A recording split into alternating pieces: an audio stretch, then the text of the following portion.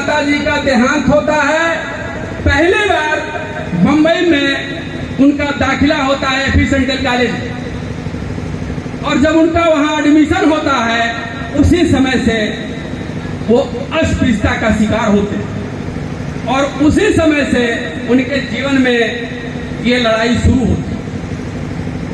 सोचिए, जिनकी मां खत्म हो गई, पिताजी 2 वर्ष की आयु में सेवानिवृत्त होते हैं और 17 वर्ष की आयु में वो भी इस दुनिया से चल बसते हैं और उनके पास कोई सहारा नहीं बचता। 6 वर्ष की आयु में जब पिताजी का देहांत हो जाता है और जब प्रेसिडेंसी एफी सेंट्रल कॉलेज मुंबई में उनका एडमिशन होता है, वहां अस्पृश्यता का शिकार होते हैं। उनके दिमाग में उसी समय से संघर्ष की भावना पैदा हो जाती है और उसके बाद वो कोलंबिया जाते हैं। कोलंबिया जाते हैं, वहां से इसके बाद लंदन ऑफ इकोनॉमिक्स में जाते हैं, इसके बाद वो जर्मनी जाते हैं बर्ना यूनिवर्सिटी में। और पूरी भारत में केवल 2 व्यक्ति ऐसे हैं जिनके पास वो डिग्री थी। आपके बीच में मैं बता दूं, डॉक्टर ऑफ साइंस केवल वो डॉक्टर बाबा साहब बी आर अम्बेडकर के पास थी, या तो पूर्व राष्ट्रपति के आर नारायणन के पास थी। अभी तक भारत में किसी के पास 32 डिग्रियां जो आप जानते हैं वो सही है, 12 भाषाओं के जानकार थे वो बात सही है, लेकिन डॉक्टर ऑफ साइंस की डिग्री वो किसी के पास नहीं थी। 12 इटला की डिग्री थी, डीलिट की डिग्री थी, लेकिन डॉक्टर ऑफ साइंस की डिग्री अभी तक किसी के पास नहीं। तो बाबा साहब जब लौटते हैं, उनको बड़ौदा नरेश अपने यहाँ अपने कार्यालय में उन्होंने नौकरी दी, लेकिन वहां भी उन्हें छुआछूत का शिकार होना पड़ता है। वहां का चपरासी उन्हें पानी नहीं पीने देता है, पानी घड़ा में रखा होता है उन्हें छूने नहीं देता है, बाहर बैठाता है, ऊपर से पानी देता है।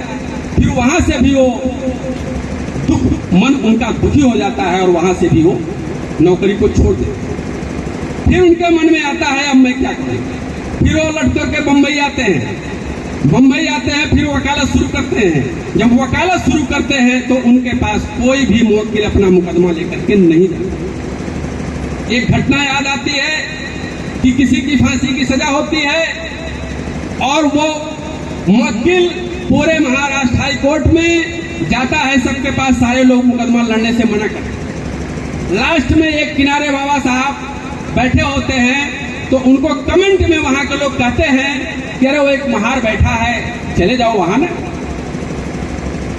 तो लोगों के मन में ये बात आती है कि जब ये सारे लोग, इतनी भीड़ के लोग कुछ नहीं कर पाए, तो ये डॉक्टर बाबा साहब अम्बेडकर जो महार जाति से हैं, इस देश की बनाई हुई जाति व्यवस्था, धार्मिक व्यवस्था में वो अछूत जाति से आते हैं, ये क्या करता है। लेकिन लास्ट में उसके पास कोई ऑप्शन नहीं होता है, फिर वो जाते हैं बाबा साहब फाइल देखने के बाद कहते हैं मैं मुकदमा जीतूंगा। वो फाइल ले लेते हैं, अपील फाइल करते हैं। जब हियरिंग की बहस होती है तो सारे हाई कोर्ट के जितने भी तत्कालीन एडवोकेट थे सब खड़े होते हैं, कोई बाबा साहब को सुनने के लिए बोलते क्या। फांसी की सजा, एक आर्गूमेंट में बाबा साहब ने उस क्लाइंट की फांसी की सजा को बहाल कर दिया। तो बाबा साहब ऐसा संघर्ष प्रिय जो पूरी दुनिया, भारत ही नहीं पूरी दुनिया के मसीहा, भारत का मसीहा, दलितों का मसीहा, अछूतों का मसीहा, ये हमारे जो लोग कह करके उन्हें संबोधित करते हैं, हम उन्हें अपमानित करते हैं। बाबा साहब डॉक्टर अम्बेडकर ने जो दलितों की बात कही जाती है, अछूतों की बात कही जाती है, मैं इस बात को नकारता हूं। बाबा साहब डॉक्टर बी आर अम्बेडकर ने कॉन्स्टिट्यूशन में कहीं भी दलित शब्द का प्रयोग नहीं किया। कॉन्स्टिट्यूशन का आर्टिकल 341 जिसमें लिखा है शेड्यूल कास्ट, इसका मतलब होता है अनुसूचित जाति। 341, 342 शेड्यूल ट्राइब, अनुसूचित जनजाति। इसे उपबंध के तहत हमें आपको सर्टिफिकेट इशू होते हैं, जिसके तहत आप सब कास्ट लिख करके आप कहीं फॉर्म भरते हैं, अप्लाई करते हैं। 340 अन्य पिछड़ा वर्ग, जिसको बाबा साहब डॉक्टर बी आर अम्बेडकर ने संविधान में लिपिबद्ध किया, जिसके तहत इस देश के अन्य पिछड़े वर्गों को रिजर्वेशन मिलता है। 335 अनुच्छेद, जिसके अंतर्गत इस देश के SC ST को सरकारी सेवाओं में रिजर्वेशन मिलता है। 330 और 332 अनुच्छेद, जिसके अंतर्गत राज्य विधानसभा और लोकसभा में हमारे आपके प्रतिनिधि चुनकर जाते हैं, जिसे बाबा साहब डॉक्टर B.R. अम्बेडकर लंदन से 1932 में गोलमेज सम्मेलन से अंग्रेजों से लड़ाई लड़ करके ले आए थे, जिसे बाद में गांधी और अंबेडकर के आंदोलन के स्वरूप बाबा साहब डॉक्टर अंबेडकर को गांधी की जान बचाने के लिए पूना के अरवदा जेल में 24 सितंबर 1932 को उस पर साइन करना पड़ा, जो प्रथम निर्वाचन के स्थान पर हमको केवल एक निर्वाचन की व्यवस्था हुई। और बाबा साहब जो वहां से लड़कर ले आए थे, हमें दो व्यवस्था थी, एक तो अपने लिए, एक उस समाज के लिए, हमको दोनों जगह अधिकार था। लेकिन पूना पैक्ट के बाद हमें आपको केवल एक अधिकार मिला। लेकिन उस अधिकार के बाद आज आप उठाकर देखिए, 1950 से लेकर अब तक जितने भी लोग हमारे आपके समाज से चुन करके जाते हैं, पार्लियामेंट में, असेंबली में, आप 81 सीटें हैं पूरे देश में SC और ST की पार्लियामेंट, लगभग 832 सीटें नियर अबाउट विधानसभा की हैं, और हर प्रदेश की विधान परिषद अलग अलग होती है, उसमें कोई रिजर्वेशन नहीं। आप ये बताइए कि हमारे आपके समाज की बात आज तक किस व्यक्ति ने उठाई किसी भी मुद्दे पर? और जब बात आती है आपके मुद्दे की, तो वो धीरे से सर नीचे करके, हाथ ऊपर करके, मैं थपथपा करके उस विधेयक का समर्थन करता। बाबा साहब डॉक्टर अम्बेडकर का यह सपना नहीं था। बाबा साहब डॉक्टर अम्बेडकर का जो सपना था, हम एक ऐसे भारत को बनाएंगे जिस समाज में 10 डॉक्टर, 20 इंजीनियर और 30 वकील होंगे, तो ये हमारा समाज इस देश का हुक्मरान होगा, इस देश का शासक होगा। लेकिन आज जिन अनुच्छेदों को मैं बताया, इस अनुच्छेदों का सहारा लेकर आज इस समाज के लोग कितने इंजीनियर, कितने डॉक्टर, कितने प्रोफेसर, कितने IAS, कितने PCS, कितने IFS, कितनी विदेश सेवा में बने बैठे हैं, रिटायर हो रहे हैं। लेकिन क्या वो बाबा साहब की बनाई हुई पूना पैक्ट के बाद पे बैक टू सोसाइटी पे काम कर रहे हैं? बाबा साहब ने क्या कहा था? पे बैक टू सोसाइटी 18 मार्च 1956 को आगरा में रामलीला मैदान, उन्होंने रोते हुए नानक चंद रत्तू, जो उनका चपरासी सा कहते हैं, नानक मुझे कोई एक भी ऐसा व्यक्ति नहीं मिल रहा है जिसे मैं इस अपने मिशन को सौंप सकूं। मुझे बड़ा दुख हो रहा है, मेरी शरीर अब काम नहीं कर रही, लेकिन मैं क्या करूं? उन्होंने ये कहा कि ऐ मेरे समाज के लोगों, आज मैंने जो कुछ भी किया, घोर संघर्षों के साथ, घोर कठिनाइयों के साथ, अगर इसको आगे न बढ़ाना तो इसको पीछे भी मत करना। जो यहाँ पर जहां तक मैं इस मिशन को ले आया हूं, उसको वहीं तक रहने दें। लेकिन आज हमारे समाज के लोग क्या कर रहे हैं? 365 दिन में एक दिन आता है 14 अप्रैल, दूसरे दिन आता है 6 दिसंबर, ऐसे ही तमाम महापुरुषों के जन्म और मृत्यु के दिन आते हैं। हम लोग इकट्ठा होते हैं, अपनी बातें लंबी चौड़ी कहते हैं, इसके बाद चले आते हैं। क्या पे बैक टू सोसाइटी पर हम काम कर रहे हैं? क्या हम विद्यालय की स्थापना कर रहे हैं? क्या हम किसी गरीब बच्चे को पढ़ने की व्यवस्था कर रहे हैं? क्या हम उसको पुस्तक खरीदने का, देने का काम कर रहे हैं? क्या हम उसके बस्ते खरीदने का काम कर रहे हैं? क्या हम एक महीने की फीस उस बच्चे की विद्यालय में जमा करने का काम कर रहे हैं? नहीं करते। आज जो आपका टॉपिक है, आज आपका जो टॉपिक है कि युवाओं के लिए डॉक्टर अम्बेडकर का संगठन, शिक्षा और वर्तमान परिदृश्य में युवाओं की भूमिका। युवाओं की भूमिका का मतलब क्या है? संगठन का मतलब क्या है? शिक्षा का मतलब क्या है? कि 6 वर्ष, 2 वर्ष और 17 वर्ष की आयु में बाबा साहब संघर्ष करते हैं इस देश की जाति व्यवस्था से, धार्मिक व्यवस्था से, सांस्कृतिक व्यवस्था से, राजनीतिक व्यवस्था से, आर्थिक व्यवस्था से। चाहे वो महातालाब का आंदोलन हो, चाहे वो काला राम मंदिर का आंदोलन हो, चाहे वो बाबा साहब का राजनीतिक आंदोलन हो। लेकिन बाबा साहब ने इस आंदोलन के जरिए इस देश के लिए तमाम पत्र और पत्रिकाओं का विमोचन किया, मूक नायक निकाला, समता निकाला, प्रबुद्ध भारत निकाला, बहिष्करणी सभा बनाई। इसके तहत इस बेजुबानों की लंबी लड़ाई करने के लिए एक आवाज बुलंद करी और संवैधानिक तरीके से इस देश के लिए आगे बढ़ने का काम किया। और इस देश से नहीं बल्कि लंदन से गोलमेज सम्मेलन से लड़ाई लड़ करके इस देश के बहुजनों के लिए इतना बड़ा काम किया। और जो भारत का संविधान बनाया वो किसी एक जाति के लिए नहीं बनाया, किसी समुदाय के लिए नहीं बनाया, इस देश के लिए बनाया। और बाबा साहब ने जो काम किया वो पूरे भारत के लिए किया, किसी जाति के लिए नहीं किया, किसी समुदाय के लिए नहीं किया। हाँ, आपके लिए एक अलग उपबंध दिया, आपके लिए एक अलग उपबंध दिया। आप हजारों हजारों साल से पीड़ित थे, आपके लिए स्पेशल संघर्ष किया, लेकिन उन्होंने जो काम किया इस देश के लिए किया। आप देखिए दामोदर नदी घाट का परियोजना, सोन नदी परियोजना, केन नदी रोड परियोजना, भाखला नांगल परियोजना, रिजर्व बैंक की स्थापना, प्रॉब्लम ऑफ रूपी डॉक्टर बाबा साहब अम्बेडकर में उन्होंने लिखा था हर 10 वर्ष में रुपए की समीक्षा होनी चाहिए। माननीय प्रधानमंत्री ने जो नोटबंदी की, ये बाबा साहब की लिखी हुई किताब प्रॉब्लम ऑफ रूपी में वर्णित है, आप पढ़ लीजिएगा।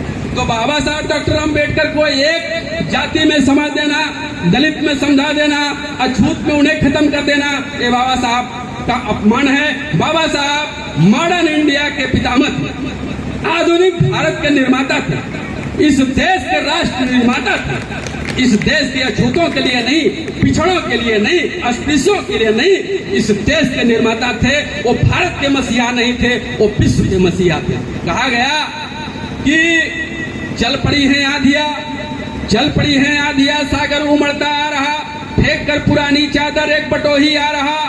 मैं भी चला तू भी चल, अब न रुकेगा कारवां, इस जमी की बात का हम चूम लेंगे आसमां, हम चूम लेंगे आसमां। तो बाबा साहब का सपना था, युवाओं से चाहते थे कि ये मेरा युवा जो टॉपिक है, ये मेरा युवा जब इस देश में पढ़ लिख करके अच्छे पदों पर पहुंच जाएगा तो निश्चित रूप से पे बैक टू सोसाइटी, जो बाबा साहब अम्बेडकर ने आगरा में कहा, उसके तहत वो काम करेगा। और तमाम संगठन के तहत एकत्रित होकर के बहुजन समाज को एकत्रित करेगा। और इस देश में जो हजारों साल से पीड़ित हैं, जिनके पास शिक्षा की व्यवस्था नहीं है, जो अपने बच्चों को नहीं पढ़ा सकते, जो बच्चों को अपने स्कूल नहीं भेज सकते, जो अपने बच्चों को किताब खरीद नहीं सकते, उनके पढ़ने की व्यवस्था करेगा, उनको विद्यालय भेजने का काम करेगा। जिनकी लड़के लड़कियों की शादी नहीं हो पा रही है, उनकी शादी की व्यवस्था करेगा। ये बाबा साहब का सपना था। बाबा साहब यही सोचते थे, इसीलिए उन्होंने अपने पूरे परिवार की अपनी आंखों के सामने मौत होते देखा। एक तरफ मौत होती है और दूसरे तरफ गोलमेज सम्मेलन की तैयारी होती है। अपने परिवार को नहीं देखा, अपने बच्चों को नहीं देखा, अपनी पत्नी को नहीं देखा, लेकिन इन करोड़ों लोगों को मरते हुए देखा नहीं उन्होंने, और लंबी लड़ाई लड़ा। और जिसके रूप में आज आपके सामने हम आपके बीच में संवैधानिक राइट्स के तहत अपनी आवाज को तेज बुलंद में बोल रहे हैं। ये किसकी देन है? बाबा साहब डॉक्टर अम्बेडकर की देन। तो मेरा कहना है कि अगर हम बाबा साहब के असली अनुयायी हैं, अगर हम बाबा साहब की मानते हैं, बाबा साहब को नहीं मानते, बाबा सिंह की मानते हैं। बाबा साहब की मानने का मतलब है कि बाबा साहब की जो आइडियोलॉजी, बाबा साहब का जो विचार था, उन्होंने जो विचार दिया, जो उन्होंने पुस्तकें लिखी, जो उन्होंने पत्रिकाएं लिखी, जो इन्होंने संघर्ष किया, उसके तहत हमें आपको सीख देनी चाहिए। और हमें उस सीख के माध्यम से इस समाज के बीच में, मैं नहीं कहता कि आप अपना घर और परिवार बाबा साहब की तरफ छोड़ दीजिए, बैक टू सोसाइटी की तरफ। उन्होंने कहा कि अपने आय का 1/5वां भाग आप अपने घर और परिवार को देखते हुए इस समाज के लिए 1/5वां भाग समाज के लिए करिए।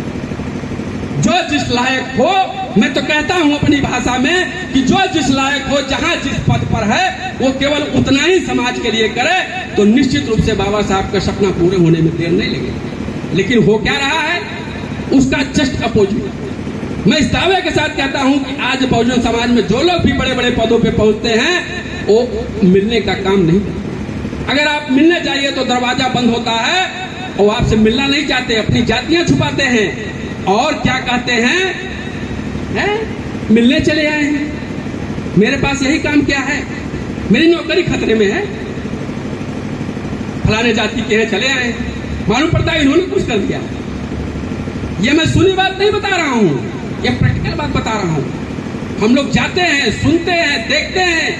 इस आधार पर मैं कहता हूं, क्या बाबा साहब ने उस समय सोचा था? कि बाबा साहब के पास इतना संघर्ष था, इतनी कठिनाई थी। वो चाहते तो सोने चांदी हीरा मोती के मकान में रहते, सोने चांदी हीरा मोती की गाड़ियों से चलते, सोने चांदी हीरा मोती खाते, लेकिन नहीं, उन्होंने इस देश की व्यवस्था को देखा, इस देश के सिस्टम को देखा, इस देश की धार्मिक व्यवस्था को देखा, पूरी दुनिया में इस देश का अध्ययन किया और अध्ययन करने के बाद फिर यहाँ लड़ाई लड़ी और संविधान के रूप में जो बाबा साहब डॉक्टर अंबेडकर ने बनाया उसमें 7 मेंबर थे। 7 मेंबर कहीं कोई दुनिया से चला गया तो कहीं कोई विदेश चला गया। इस पूरे संविधान का मसौदा, इस पूरे बाबा साहब को लिखने में केवल डॉक्टर बाबा साहब अंबेडकर के अलावा किसी का योगदान नहीं है, जो 2 वर्ष 11 माह 18 दिन में बनकर के तैयार हुआ और जिसे आज इस देश की व्यवस्थाएं जो बार बार इसे संविधान समीक्षा आयोग के गठन करके तत्कालीन गवर्नमेंट ने इसे बदलने की कोशिश की। वर्तमान समय में हमारे ही आपके लोग जो गुलामी करते हैं, बैसाखी पे चलते हैं और जा करके उनके पैरों में गिर करके और उनके ही माध्यम से इस संविधान को खत्म करने की कोशिश की जाए। तो हमारी आपकी ड्यूटी, जो युवाओं की भूमिका यही है कि हम आप उठे और खड़े हो जाएं।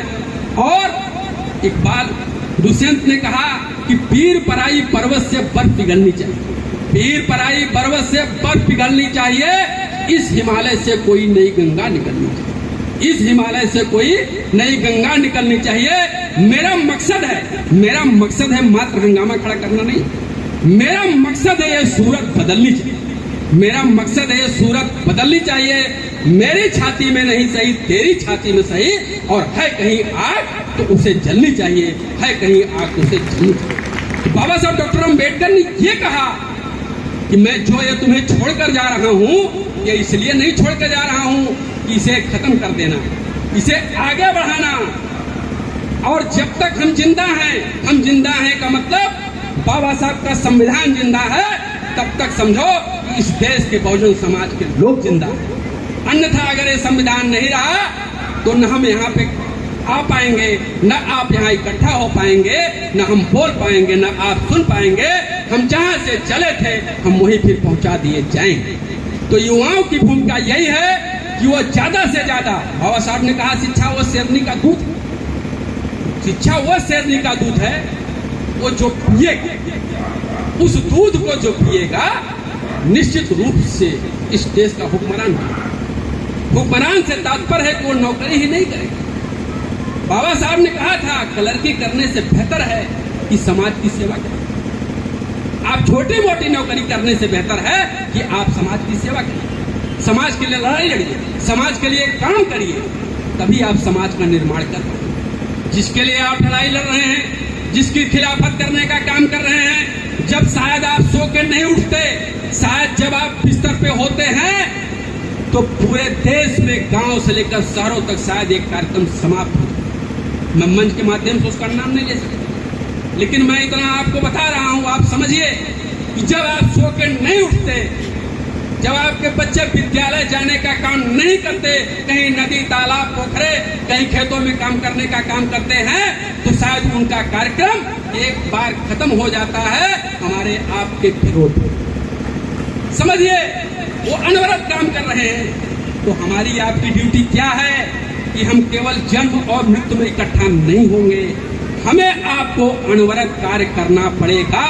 365 दिन में ही 365 दिन हमें आपको काम करना पड़ेगा, तब निश्चित रूप से हम आप इस समाज का निर्माण करेंगे और हम असली बाबा साहब के सिपाही तभी होंगे और तभी हम इस समाज के लिए लड़ाई लड़ पाएंगे। तो डॉक्टर बाबा साहब अंबेडकर रात भर पूरी रात लिखते थे और सुबह हो जाती थी और नानक चंद्र रतू कहते साहब अभी आप सोए नहीं, खाना नहीं खाए, रात हो गई, सुबह हो गई। बाबा साहब ने कहा रत्तू अगर मैं सो गया तो ये मेरा समाज जो हजारों साल से सो रहा है, ये हमेशा हमेशा के लिए सो जाए। इसलिए हमें सोना नहीं है, हमें जागना है। तो ये हमें किससे सीख लेनी चाहिए कि बाबा साहब से सीख लेनी चाहिए कि अगर हम सो गए तो जो जागने का अवसर मिला है वो समाप्त हो जाएगा। इसलिए आपकी ड्यूटी है, इस देश के अंदर आपको जो संवैधानिक अधिकार मिला है, जो आपको बढ़िया से छात्रावास मिला है, आपको जो अच्छा सा पुस्तकालय मिला है, जो आप कहीं विद्यालय में जाते हैं तो कम अंकों पे आपके प्रवेश होते हैं, कम आपको अंकों पे आपका साक्षात्कार हो जाता है, कम अंकों पर आपकी नियुक्ति हो जाती है, जरा उसको भी याद करिए। जिस दिन आपने उसको याद कर लिया, मैं दावे के साथ कहता हूं, इस देश में आपको हुक्मरान बनने से कोई रोक नहीं सकता। लेकिन मैं कहता हूं कि शायद 1% भी लोग इस देश में बाबा साहब के कहने पर, बाबा साहब के उपदेश पर शायद चल रहे हैं। आप उठाकर इतिहास देख लीजिए, पूरे जिस भी प्रदेश में आप रहते हैं उस प्रदेश के जितने भी जिले हो, किस जिले में आपका विद्यालय है, किस जिले में आपका डिग्री कॉलेज है, किस जिले में आपका इंजीनियरिंग कॉलेज है, किस जिले में आपकी यूनिवर्सिटी है। क्या हम आप विद्यालय नहीं बना सकते? क्या हम छात्रावास नहीं बना सकते? अगर हम बड़े मकान बना सकते हैं, 5 मंजिला मकान बना सकते हैं, 20 लाख की गाड़ी ले सकते हैं, तो निश्चित रूप से हम सारे लोग मिलकर के हर जिले में एक पुस्तकालय का निर्माण कर सकते हैं, हर जिले में एक छात्रावास का निर्माण कर सकते हैं। और जो सक्षम है उनको छोड़ दिया जाए, तो जो गरीब और बच्चे हैं इस समाज के लिए, उनका हम दाखिला करा सकते हैं, उनके हम पढ़ने की व्यवस्था कर सकते हैं। बाबा साहब का पे बैक टू सोसाइटी यही था और कुछ नहीं था। जो युवाओं की भूमिका आपका टॉपिक हो, यही कि हमारी आपकी भूमिका तभी होगी कि जब हम आप पे कार्य करेंगे। अगर हम आप पे कार्य करते हैं तो निश्चित रूप से हम बाबा साहब के सिपाही हैं और हम बाबा साहब के मिशन को आगे बढ़ा रहे हैं। अगर नहीं बढ़ा रहे हैं तो हम बाबा साहब के मिशन को पीछे कर रहे हैं। किसी ने कहा, बात बात में विश्वास बदल जाता है, बात बात में विश्वास बदल जाते हैं और रात रात में इतिहास बदल जाते हैं। बात बात में विश्वास बदल जाते हैं, रात रात में इतिहास बदल चाले हैं। अगर हम लोग बदलना चाहें, अगर हम लोग बदलना चाहें और यदि आ जाए सड़कों पर, तो जमी तो जमी क्या, आसमां भी बदल जाए। जमी तो जमी क्या, ये आसमां भी बदल जाए। तो मेरा कहना है साथियों कि बाबा साहब डॉक्टर अंबेडकर के सपनों का भारत, जो मूल उनका सपना था, ये भारत बुद्ध में था। जब उन्होंने संघर्ष शुरू किया, जब अस्पृश्यता का शिकार हुए, पहली बार सार्वजनिक मन से नासिक में येवला नामक स्थान पर 1935 में सार्वजनिक रूप से एक सम्मेलन में घोषणा करते हुए उन्होंने कहा कि मेरे बस में नहीं था कि मैं हिंदू धर्म में पैदा हुआ, मेरे बस में नहीं था कि मैं हिंदू धर्म में पैदा हुआ, लेकिन मेरे बस में है कि मैं हिंदू धर्म में मरूंगा नहीं। 14 अक्टूबर 1956 को 10 लाख अनुयायियों के साथ बाबा साहब डॉक्टर भीमराव अंबेडकर ने बुद्ध धर्म की दीक्षा की। अब यह प्रश्न आता है कि भारत में तमाम धर्म, बाबा साहब डॉक्टर अंबेडकर ने बुद्धिज्म को ही क्यों अपनाया? उसका उत्तर यह है कि बाबा साहब डॉक्टर अंबेडकर ने बुद्धिज्म को इसलिए अपनाया कि ये यहाँ का मूल निवासी धम्म था, धर्म नहीं धम्म था। धम्म का तात्पर्य होता अत्य दीपो भव, अपना प्रकाश स्वयं बने, जो ज्ञान की कसौटी पर, तर्क की कसौटी पर कसे। जैसे आप साइंस पढ़ते हैं 2+2, मैथ पढ़ते हैं 2+2 = 4, साइंस पढ़ते हैं हाइड्रोजन ऑक्सीजन को मिलाया तो जल का निर्माण हो गया, तो वो बुद्ध धम्म। बुद्ध का कहना था आप किसी बात को तब मानो जब आप उस पर तर्क करो, अगर ये लगे कि सत्य है तो उसे मानो, अगर असत्य हो तो उसे अस्वीकार करो। तो बाबा साहब ने इसलिए बुद्ध धर्म को अपनाया कि वो वैज्ञानिक रूप पे आधारित था, तर्क की कसौटी पर आधारित था, इस देश का था, इस देश के मूल निवासियों का था, इसलिए बाबा साहब ने बुद्ध धर्म अपनाया। और उन्होंने कहा कि ऐ मेरे समाज के लोगों, ये तुम्हारा हक और अधिकार, और तुम इस देश के हुक्मरान तब तक नहीं बन पाओगे, तब तक तुम्हें सम्मान नहीं मिलेगा जब तक तुम इस धर्म के अलावा दूसरे धर्म में रहो। क्योंकि इस देश की व्यवस्था जाति व्यवस्था पर आधारित, धार्मिक व्यवस्था पर आधारित आपको सम्मान नहीं मिलेगा। उदाहरण के तौर पर आज आजादी के 1950 में इस देश का संविधान लागू हुआ, लगभग 75 वर्ष पूरे होने जा रहे हैं। लेकिन आप देखिए अगर उच्च न्यायालय, सर्वोच्च न्यायालय में भी अगर कोई अनुसूचित जात जनजाति का कोई अगर जज एलिवेट होता है तो उस पे मीडिया वाले लिखते हैं कि उच्च न्यायालय में प्रथम दलित न्यायाधीश ने आज शपथ।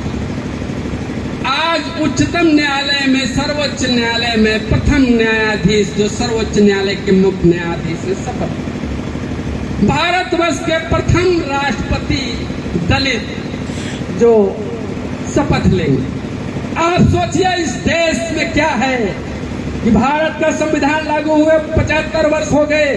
संविधान में आपको सारे अधिकार दिए गए, अधिकार लेने के बाद भी आप यहाँ तक पहुँचे, लेकिन इस देश की व्यवस्थाकारों ने आपको सम्मान नहीं दिया और आज भी सम्मान देने का काम नहीं कर रहे हैं।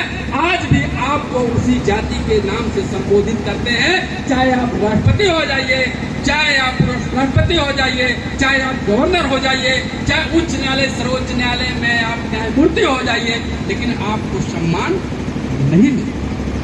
आप सोचिए हम कहाँ खड़े हैं, किस देश में खड़े हैं। तो हमें आपको ये सोचना पड़ेगा, हमें आपको हक और अधिकार के लिए लड़ना पड़ेगा।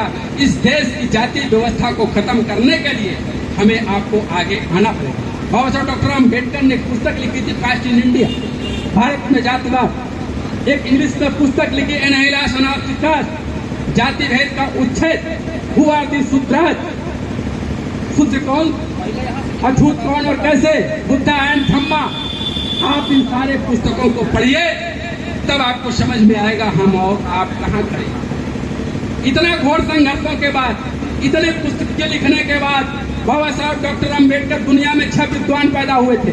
पूरी दुनिया में 6 विद्वान पैदा हुए थे, मार्क्स, लेनिन, स्टालिन, माओ, मिस्टर चर्चिल, बाबा साहब डॉक्टर बी.आर. अम्बेडकर।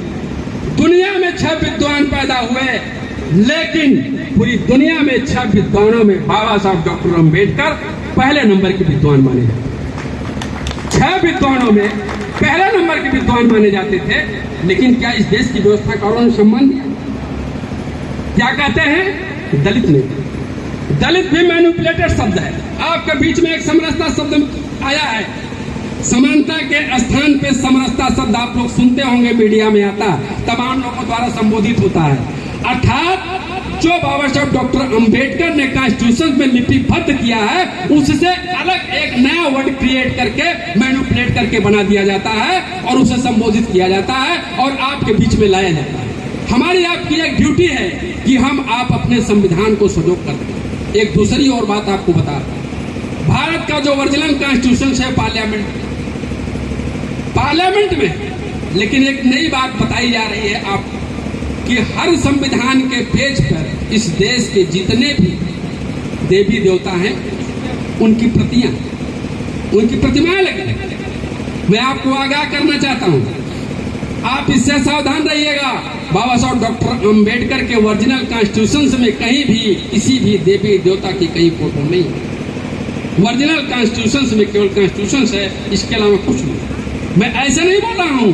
हम लोगों के सामने हाईकोर्ट में लाइब्रेरी में एक संविधान प्रस्तुत हुआ, जिसमें कम से कम 20 पेजों पे तमाम देवी देवताओं की फोटो दिखाई गई और ये कहा गया कि ओरिजिनल कॉन्स्टिट्यूशन यही है। वो कार्यक्रम नहीं होने पाया, वहां पे लड़ाई हो गई, बवाल हो गया और उस संविधान को लेकर के लोगों को भागना पड़ा।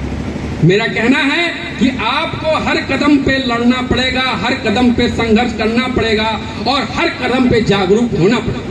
लड़ाई संविधान बचाने की, लड़ाई इस विचारधारा की, लड़ाई नौकरी की नहीं, लड़ाई शिक्षा की नहीं, लड़ाई निश्चित रूप से इस विचारधारा की। एक तरफ वो विचारधारा है जो पूरी दुनिया में अम्बेडकरवाद को आगे बढ़ाना चाहती है, एक तरफ वो विचारधारा है जो बाबा साहब डॉक्टर अम्बेडकर की विचारधारा को इस देश से खत्म कर।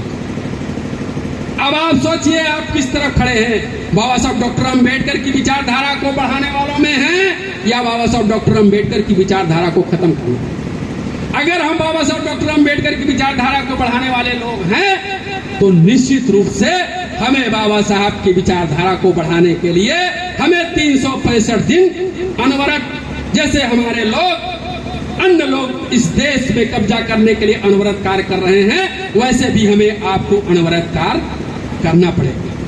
तभी निश्चित रूप से हम आप इस देश को बचाते हैं। कहा किसी ने, हम ही आदिवासी, हम ही आदिवासी, हम ही प्राचीवासी, हम ही भारतवासी, हम ही है, हम ही है, हम ही आदिवासी, हम ही प्राचीवासी, हम ही है भारतवासी, हम ही है, हम ही है, और मरते दम तक यही कहेंगे कि हमारा वतन है, हमारा वतन, हमारा वतन। मेरे साथियों, ये देश, ये संविधान, ये देश का सिस्टम, ये सब आपका। बाबा साहब ने उंगली उठाया है, जो दिखाया है वो किस पे दिखाया है? पार्लियामेंट। उन्होंने कहा था political power is a master of key यूरी can be open, political power is a master of key यूरी कैन बी ओपन। राजनीतिक चाबी एक ऐसी चाबी है जिससे दुनिया के किसी भी दरवाजे का ताला खोला जा सकता है। तो वो शक्ति कहां पर है? पार्लियामेंट, संसद। सारा कानून संसद में बनता है, उसकी समीक्षा कौन कर सकता है? रिव्यू कर सकता है सुप्रीम कोर्ट। लेकिन आज की स्थिति पलट गई है, जो कानून बन गया उसकी समीक्षा भी नहीं हो रही है। आपके पक्ष में बना या विपक्ष में बना, आप अगर सड़कों पे नहीं आए उसको खत्म कराने के लिए, तो आप उम्मीद मत करिए कि 1 मिनट में क्या हो जाएगा, आप सोच नहीं सकते। तो इसलिए आपको तैयार रहना होगा अपने संविधान को बचाने के लिए, अपने हक और अधिकार को बचाने के लिए, और बाबा साहब के मिशन को बचाने के लिए। और सबसे बड़ा खतरा बाबा साहब की विचारधारा को बचाने। आज आपके बीच में तमाम ऐसी पुस्तकें आ रही हैं जिसमें बाबा साहब की विचारधारा को गलत तरीके से बताया। जो ओरिजिनल बाबा साहब की विचारधारा है वो उसमें आपको देखने को नहीं मिलेगी। जो आपके खिलाफ विचारधारा है वो लिखी जाती है, आपके बीच में आती है, बताया जाता है कि बाबा साहब की यही विचार। तो आपको हर कदम पे आपको सावधान रहना पड़ेगा, और निश्चित रूप से आप लड़ाई जीतेंगे। और लड़ाई जीतने के लिए हम आप शिक्षित हो, संगठित हो, संघर्ष करें, और ये युवा आगे आए। निश्चित रूप से इस देश में हम आगे जाएंगे, हमारा संविधान बचेगा, इस देश में हम हुक्मरान होंगे।